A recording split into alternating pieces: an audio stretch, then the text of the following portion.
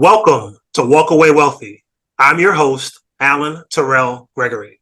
If you're thinking of selling your existing business or looking to untangle yourself from your old business so you can start a new one, you came to the right place. Today, I have a very special guest, Christopher Fu. Welcome to the show, Christopher. Hey, Alan, appreciate it. Thank you for having me today. It's an honor. Glad to have you. Listen, so tell us a little bit about yourself. Yeah, so I'm a wealth advisor. I founded my own firm, Maven Bridge Capital, back in February of 2021. Prior to that, I was a financial advisor for JP Morgan for about 13 and a half years. So been in an industry about 16, almost 17 years, primarily focused on helping widowed and divorced women and especially business owners in helping educate them about things that they should be aware of in order to, secure a better financial future and just feel a lot more empowered with their money and making smart decisions. So why did you choose that demographic particularly? First, coming from JP Morgan, the clientele that I was working with, a lot of older boomer generation and the generation before that when it came to widowed women. And what I realized and found out was that most of that generation and even today's generation, women were heavily dependent on the husbands or the spouse to manage their finances.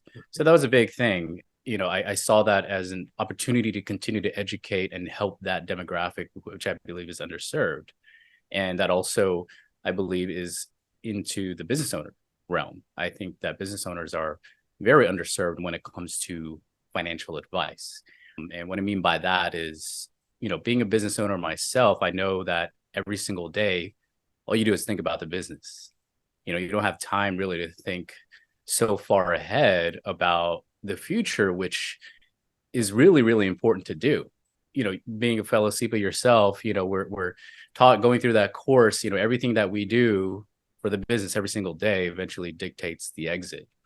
And so the more aware we can be of the things that we're doing every single day, if we can improve upon it, that eventually will help that exit. But more importantly, why it's so important for me, a lot of it is personal and helping business owners. My father was a business owner himself. He owned a small trucking company, transportation company, a couple employees. Unfortunately, back in 2010, he suffered a massive stroke that nearly took his life. Fortunately for us in the family, he survived that stroke. But, it did basically change the outcome and the trajectory of what his retirement would look like in our families.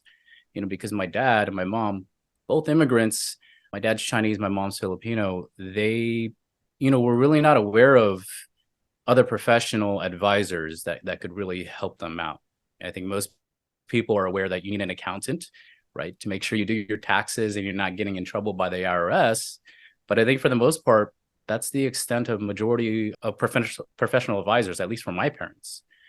So my dad, going back to that story, he suffered that stroke and he had no contingency plan, no retirement plan in place. And unfortunately, because of that, he had to shut down the business immediately, lay off his employees. He couldn't even sell the business for any value. And the only thing he could sell was the trucks for whatever cash he could get, for the value. Mm-hmm. And so that really hurt, not just, my dad's business financially, but it also, hindered my parents' retirement because my mom, also helping my dad out with the business, took out a loan from her 401k, and that, of course, set her back as far as the ability to continue to save because they were paying off that loan for that 401k. So now with the business closed, not able to even recoup any value, that really, again, affected my parents' overall retirement plan and kind of what they envisioned for their retirement. Thankfully, 15 years later, my father's doing well. He's healthy, but, he's not, I know where he wants to be, not able to drive. The right side of his body is still paralyzed. So he had to take an early retirement. And I know that just this was not kind of the life that he had envisioned. So I take that personal experience. I often think to myself, if my parents had someone like me, my dad being a business owner, my mom, she was a full-time employee for her company for 30 years. If they had someone like me, that could help them, give them advice to kind of make them aware of things that they should be aware of and plan for it, maybe it could have been different. Obviously, I can't go back in time. So I take a lot of that personal experience with a lot of the clients that I help out and hoping to educate them about these things that they're not necessarily thinking about from a day to day. First of all, thank you for sharing that personal story I appreciate about your family. That's amazing. I appreciate that. So, how do you specifically help business owners mitigate those kinds of risks? Because, quite honestly, we both know because we're CEPA. So, for the listeners, it's CEPA. CEPA is Certified Exit Planning Advisor. It's a designation with the Exit Planning Institute. That's a designation that Christopher and I share. So, what I wanted to ask you, Christopher, is what specifically can you do to help business owners mitigate these risks that are inherent in their companies?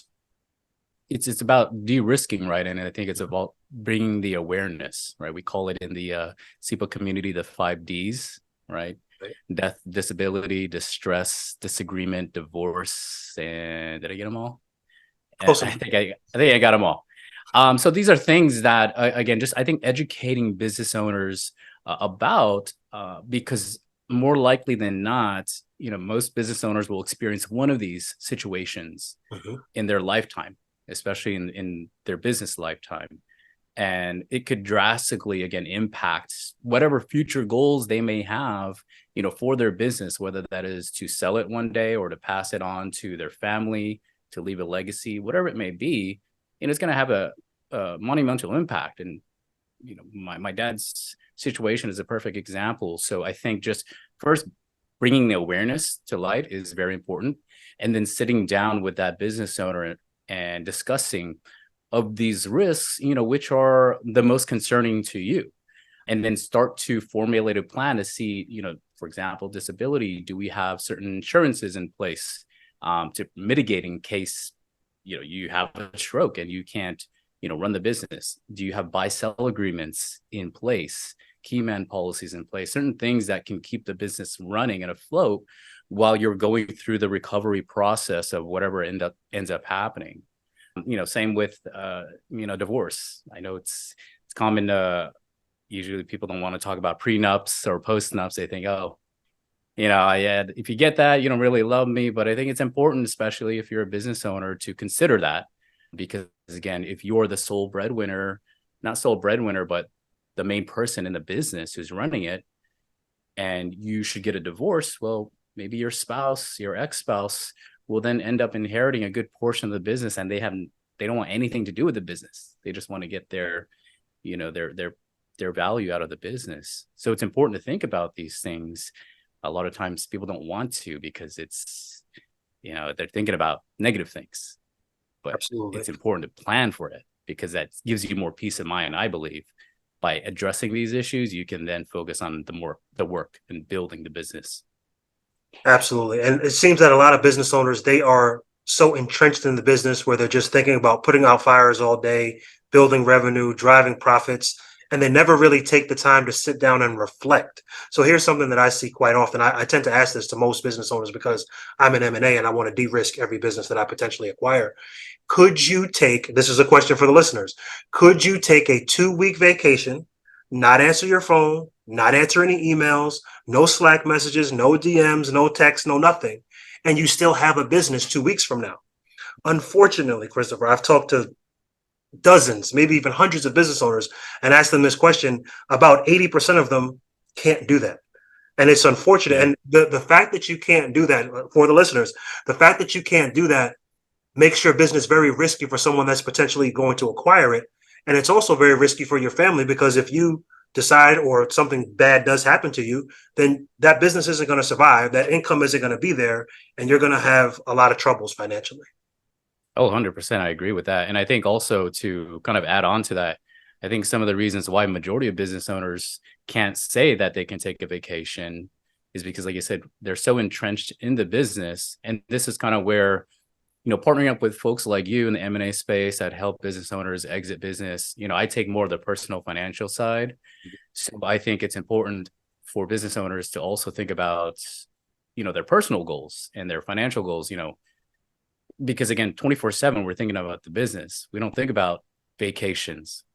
even most business owners, when they go on vacations, they're still running the business. So to your point, Alan, can you really, take yourself away from the business for 2 weeks if you're in Hawaii or wherever with your family and truly enjoy that time with them? And if you can't, it's important to start thinking about that, because again, what is then life going to be after the business? Right. And I'm glad you talked about life after, because again, as an M&A guy, if you don't know what you're going to do on Monday morning and I buy your business Friday afternoon, you're probably going to get cold feet at the closing table because you have no idea. Your identity is wrapped up in this business. And it's Right. so important. And I'll let Christopher speak to this in a moment, to have a life after plan, especially with the personal financial stuff that he does. So Christopher, can you talk to us about, a life after plan and what that could look like for business owners?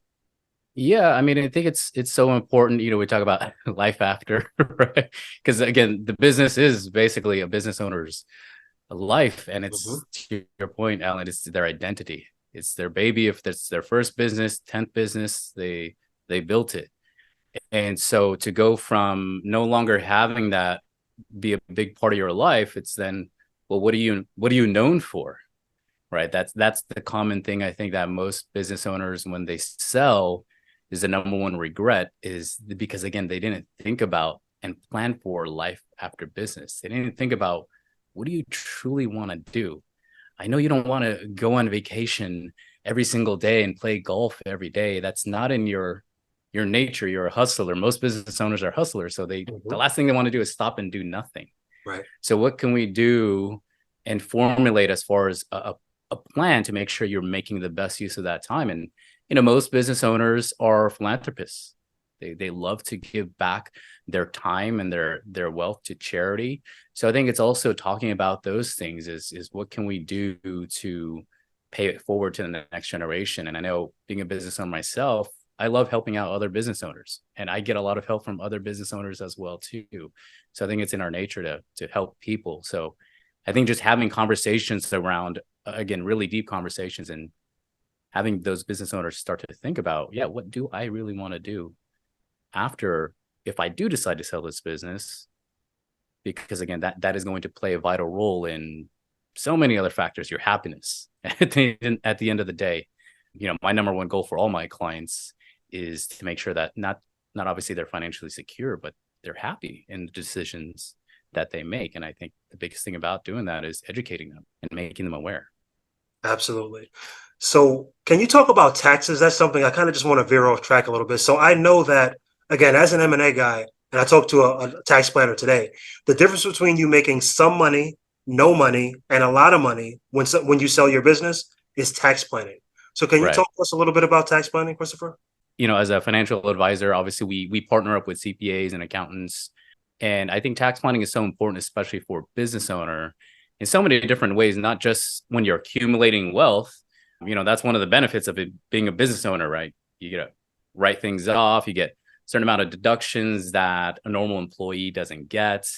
You get to contribute a lot more into a SEP IRA, 401k. So you have a lot more ability to defer.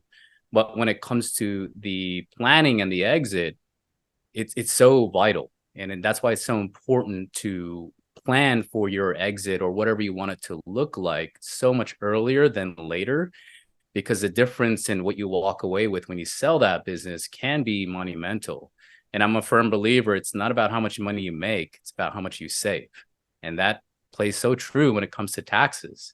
So if you have good tax planning strategies in place with the use of special type of trust, or taking advantage of again, different ways of structuring the business, again, it can mean a few $1 million in savings depending on the value of your business, that you get again put towards your wealth versus giving it to Uncle Sam and to the IRS.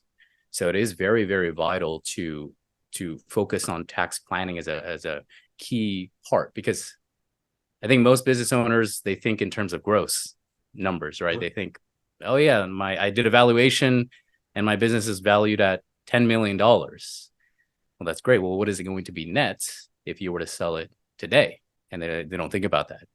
Exactly. And that could that can make a huge difference to Mhm. their lifestyle, right? If they're shooting for a certain number and that tax planning is not there, and they end up getting substantially less, then they're going to have to think about, okay, do I need to delay my exit, a little bit longer? Can I afford to delay it?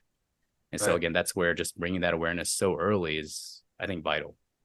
And it's important for people, especially business owners, to realize that just because you get a valuation doesn't mean that that's what your business is going to sell at. I get this all the time. They say, well, somebody valued my business 6 months ago and said it was worth $3 million. And I said, okay, well, we ran the numbers. And to us, what we want to buy your business for today is 1.7. So people tend to think that, well, I'm holding this piece of paper that says it's worth 3 million. Why aren't you going to buy it for 3 million? Here's the deal, guys. Your business is only worth what a buyer is willing to pay for it.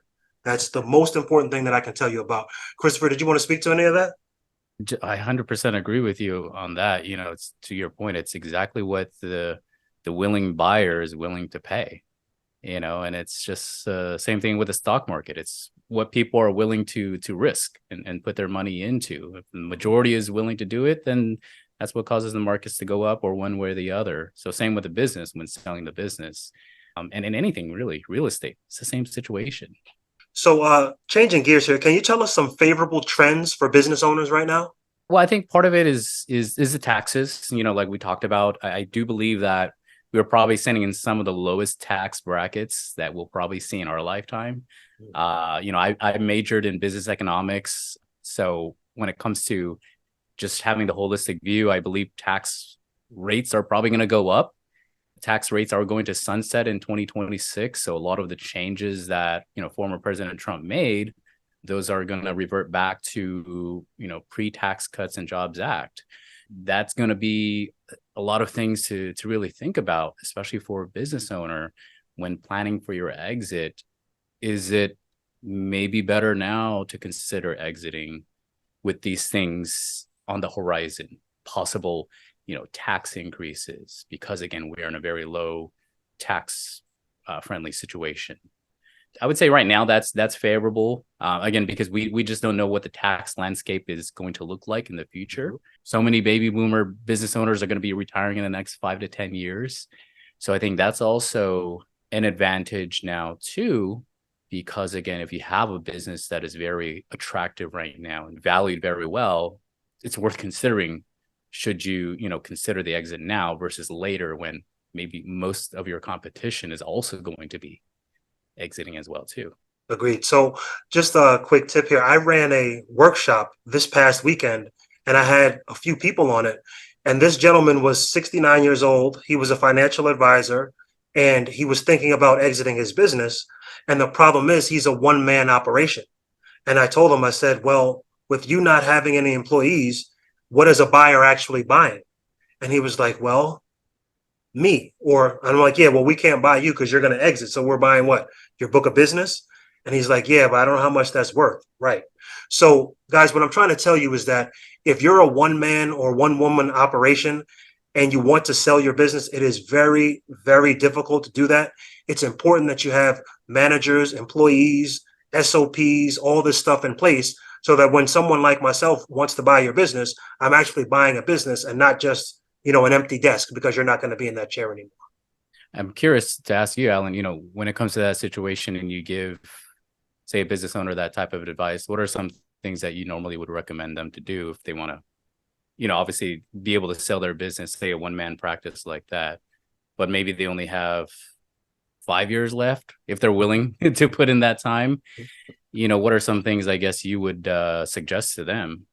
So the thing that I shared with them, I said, it's probably best for you to join a team because especially like one of these exit planning SEPA kind of teams, there's always some flux going on. And we always need somebody that's a strong CPA or financial advisor in the exit team. So when you have an exit team, you're going to have, your CPA, your attorney, your wealth manager, your financial advisor.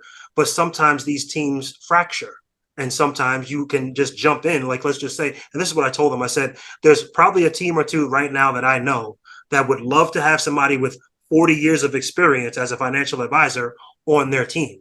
If you can join their team and work with them and find a way for you to be able to exit later by getting some sort of equity in that business, that could work for you. So it's a little bit creative because Mhm. honestly, he felt very stuck because at 69 years old, there's not a whole lot you can do. But he was very appreciative of that advice. He said, I could potentially do something like that. So that's what I told him. Yeah, and you see that a lot actually happening in our industry, in our space. A lot of teams forming up, right? Super teams that are getting bigger and bigger. So I agree. Yeah, I think that's for his case. I think that makes a lot of sense. Absolutely. Because this is almost like a way for him to earn into a business and be able to earn out when he leaves. So there's a lot of different nuances to that. So that's what I talked to him about. Yeah, All right. yeah. So let me get back to this here. I had some other questions here. So goes with just what we were talking about. How much time is needed to plan and execute a successful exit for a business owner? Ah, man, I would say at least a minimum of a year to a year and a half, to be honest. I mean, Okay. if you're talking about success, it's really it comes down to again that alignment of your personal plan, your financial plan, and your business plan, and all having all three of those things in alignment is so important. Again, we always tend to think about as business owners, business first, and it dictates everything else, on our personal side. But I think having the time to address those three issues, at least a year, year and a half, the more you can give it, the much better it's going to be at the end of the day for your valuation. But also more importantly, as we were talking about earlier, your life after business, and what is that going to look like for 25, 30 years? That should be, and this is something that I always try to express, that should be one of the most exciting times of your life. You work so hard to get to this point in your pinnacle in your life. Now it's about enjoying time time that you necessarily didn't get to have because you're putting it towards a business. And I personally find myself as I get older, time becomes much more valuable than anything else. So I try to stress that so much as far as the importance of planning for, that next phase, the most important phase of your life. So what does working with you look like? For me, I love educating folks. I would say working with me is a process, and what I mean by that is I'm not a salesperson. I don't like to sell in the first, second, third meeting. For me, it's a relationship that I develop with my clients. I would obviously love to help everyone, but physically I can't. So, I'm very selective as far as who I can help because again, my goal is to dedicate as much time to that client and to make sure that again, they're not just a client of mine for 1 year or 2 years, but for the rest of their life. And also if they have children or grandchildren, to be able to help that family continue on that pathway and that legacy. For me, legacy, and I know you're back, I see the background on your, legacy matters. We talked about that.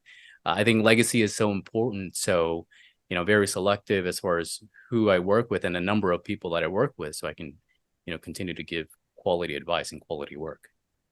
And to piggyback on that, so what characteristics do your best clients exhibit?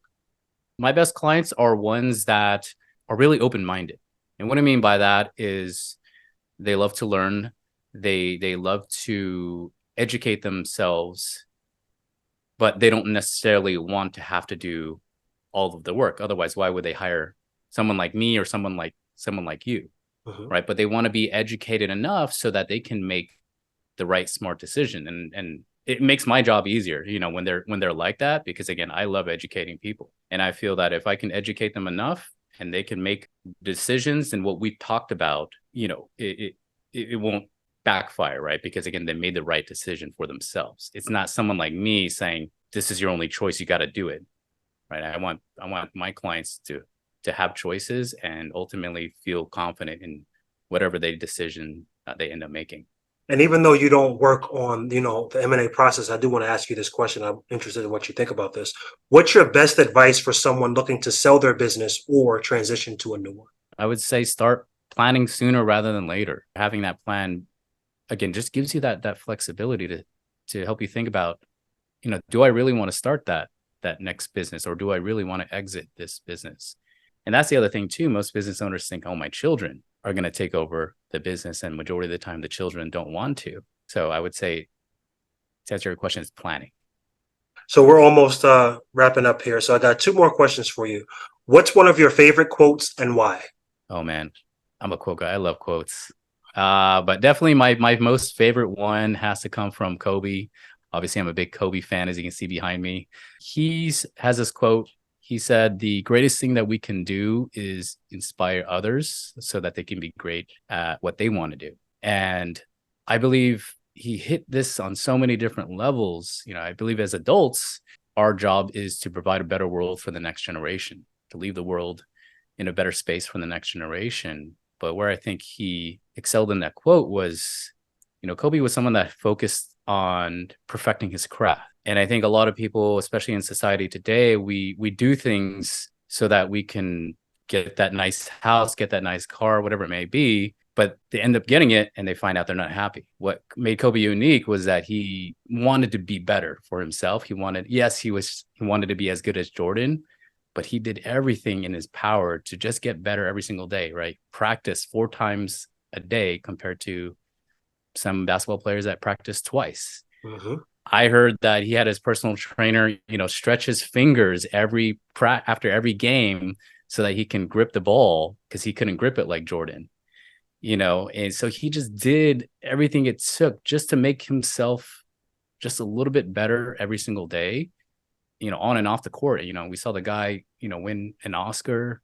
So I think that's the most important thing, is if we can, as business owners, perfect who we are as our craft and show people that, yeah, these are things that we can do.